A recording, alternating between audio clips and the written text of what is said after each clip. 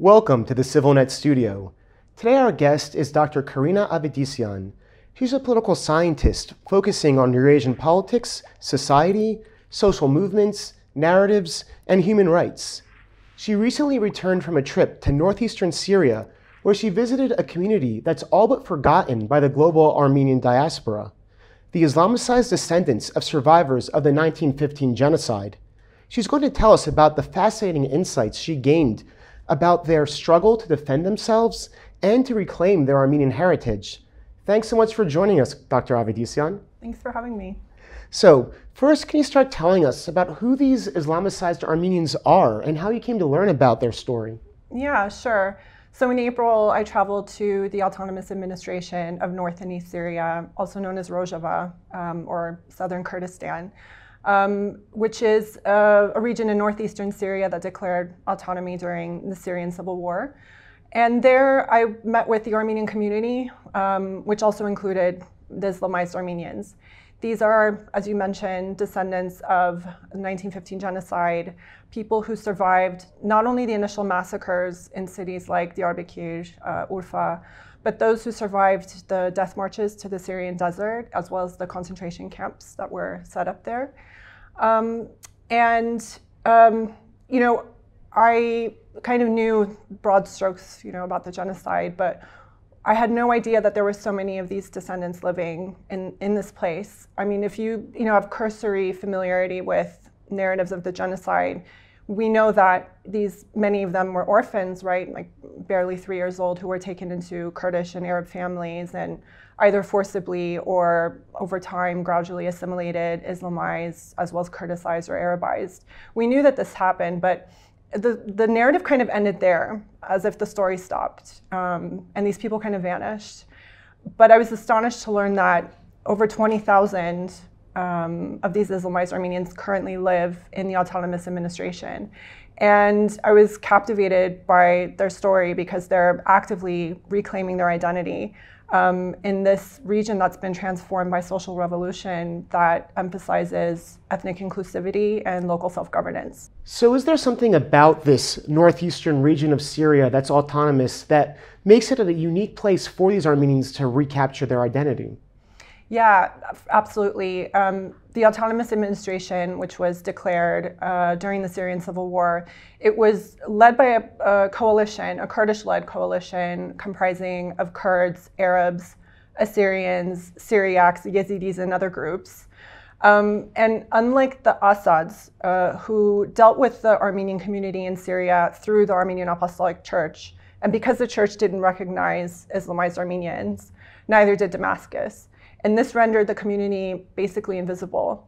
So unlike the Assads, the Autonomous Administration, which its system is democratic confederalism, so it promotes ethnic diversity, gender equality, and grassroots democracy, that system suddenly opened the space for these Islamized Armenians to organize.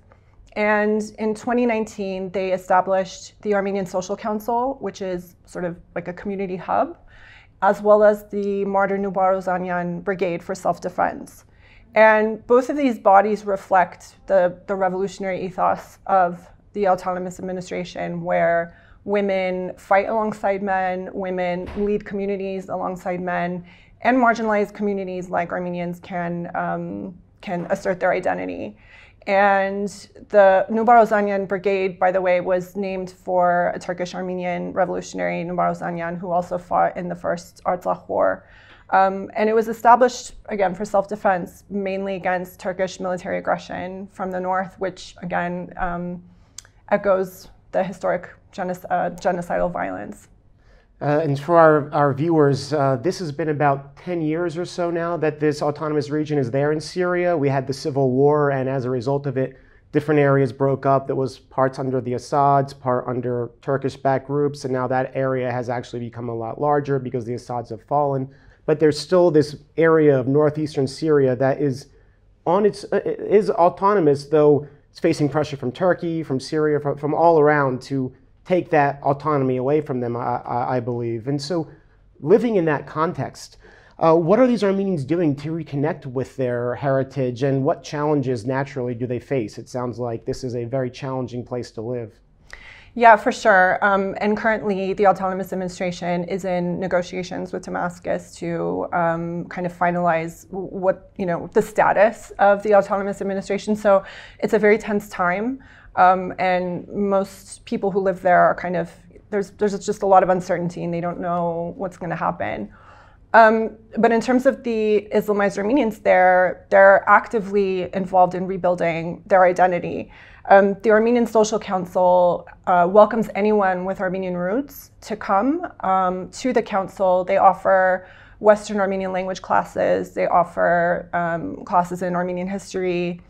Something that they said many times was that in Syria and under the Assads, they did learn Ottoman history, but for example, Armenians' experience in the Ottoman Empire was completely sort of left out. And they're doing a lot more. They've been organizing genocide commemoration events. I was at the last one this past April 24th, where they had even an Armenian man from Deir Zor speaking. They had representatives from the Kurdish, Arab, and Assyrian communities speaking, all kind of reaffirming the importance of genocide recognition. What I think is so striking about this is, especially if you see the photos, the idea of just having Western Armenian classes in most of our diaspora communities, it's no big deal. It's a kind of a natural thing. But these are people who are, you see the women wearing full covering, but Armenian faces underneath. These are people that did not grow up with any Armenian context. From what you mentioned before we had this interview, you said that there's one guy from Aleppo basically that comes there as their teacher, because there is nothing in the community to do this. This is coming from themselves. Like, this is something that they're doing not out of just some sort of obligation, but it's more organic than perhaps in a lot of our typical diaspora communities, where that's just part of life, where we're Armenians. They are going above and beyond to have that. So I know you had a lot of emotional experiences there, and just meeting with these people, that this was their first connection with like an outsider Armenian. Is there any kind of personal stories you want to share about your time there? Yeah, I do. I just want to go back quickly to what you just said about the sort of grassroots nature of what they're doing. What's interesting is they are very poorly resourced, just given their context, and so they do rely a lot on volunteer work. And for example, some of the actions that they've organized, like solidarity actions in support of Artsakh during the 2020 war and during the blockade, were really interesting in the sense that they tapped into these kind of globally important Armenian issues, these issues that the international Armenian community holds so important, that they were directly kind of engaging in. So that was really interesting. Going to the personal story, there was one evening I was interviewing a Kurdicized Armenian woman with my Kurdish translator. My Kurdish translator, she's a young Kurdish woman from Afrin. So she's displaced because Afrin was invaded by Turkish forces in 2018. Turkish forces, as well as their proxies, which included the Hamzat and the Sultan Murad brigades, which were the same militia groups that sent mercenaries to Artsakh in 2020. So these are the same groups that are displacing Kurds now, that displaced Armenians in Artsakh. And so the Kurdicized Armenian woman is sharing a genocide story from her family that's been passed down through generations. And at a certain point, I realized that both my respondent and my translator were crying. And through tears, eventually when my translator kind of collected herself, she shared this gut-wrenching detail about the woman's family that involved starvation and cannibalism of a young boy. And in that moment, it's really, we all know these horror stories from the genocide, but it was really something else to kind of witness this branch of the Armenian family's experience of genocide, because you don't hear that very often.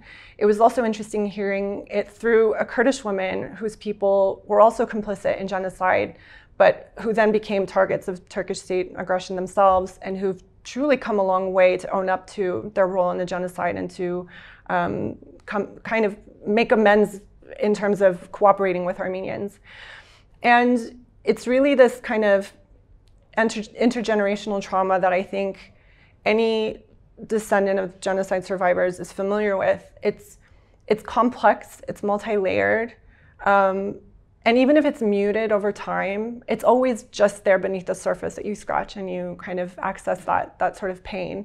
And it really felt as though this inherited pain, the shared pain of these Islamized Armenians in particular, really drove much of what they were doing, that they survived physical death against all odds, really, and then have almost died, I guess, in terms of culture and identity. And just at this critical juncture, they've been given the opportunity to organize and begin to reclaim their identity. And it's really kind of in defiance of ongoing Turkish aggression that they're doing this, which is really incredible to me. Wow, they're living under such a precarious situation, and yet they're taking the time out of just survival, really, to learn about their roots and connect with their Armenianness, something that they never even knew. They're really deserving of support. And so to finish up, what is their hopes for the future, and how can they be supported?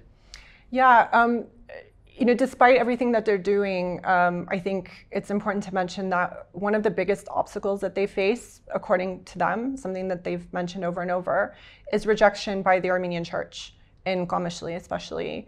And when I kind of nudged them, it turned out to be a little bit more than just a Christian church telling a Muslim community, well, there's not much we can do for you if you're not Christian, but rather that the Armenian Church is kind of actively hostile to them and tells them, you're not Armenian. And their response is, we are, and it's not our fault what happened to us. And that kind of rejection really stings, because I think it denies the very core of who they are and everything that's happened to them, and really kind of gets at their efforts against all odds again. It's just a recurring theme for them.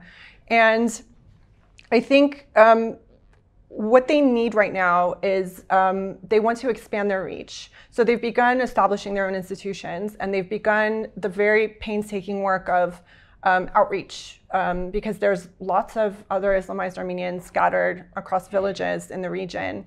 And when they established the Armenian Council, for example, they started identifying and locating these people and going out to meet them.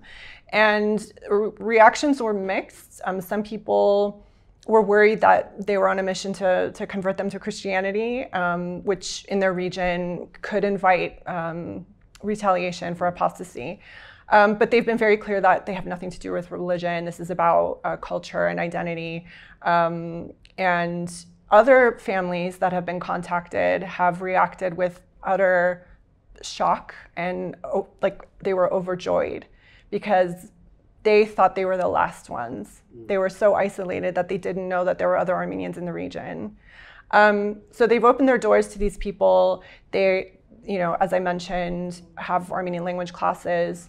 It's slow community building, so they could use resources, but what they really want is to connect. They want to connect with other Armenians in the diaspora. They want to connect with Armenians in the Republic of Armenia. And I think we can support them by recognizing them, by building relationships with them, sharing resources, and helping them establish themselves. And one of the things that I'm reminded of is Tala Pasha's words, they can live in the desert but nowhere else. This sort of referring to the directives to send the Armenians to the desert to basically annihilate them. And here are these Armenians in the desert, the ones who survived, who are not only reclaiming their identity, but regenerating. And I think we could all get behind supporting them somehow. Wow, well, this is really a story that the greater diaspora needs to know about. I think many people would be interested if they just knew more. It's one of those many underdog stories we have, like Armenians trying to survive in Jerusalem, the stories we had of Artsakh. I mean, this is just another one. And hopefully, by you bringing their voice here and then bringing it out there, something more will be able to happen for these people. So thank you so much for bringing their voice to the people. Thanks for inviting me. And thank you for joining CivilNet.